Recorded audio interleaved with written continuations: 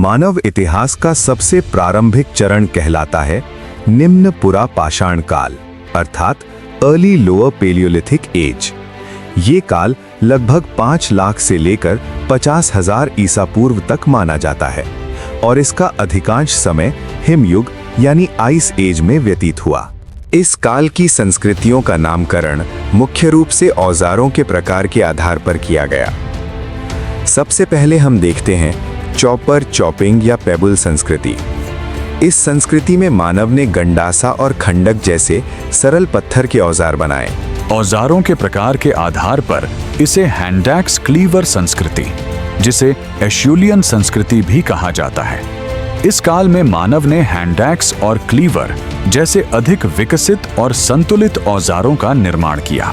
इसी काल से जुड़ी है सोहन घाटी संस्कृति, जो कि पाकिस्तान में स्थित है, जहां सर्वप्रथम पेबुल औजारों की खोज हुई। सन 1928 में D.N. वाडिया द्वारा इस संस्कृति का अध्ययन किया गया।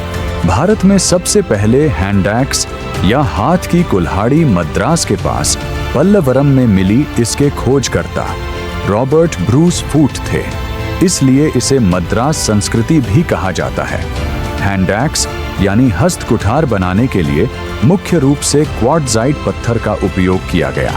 महत्वपूर्ण बात यह है कि इस काल का मानव गंगा, यमुना और सिंधु के मैदानों में नहीं बसा था।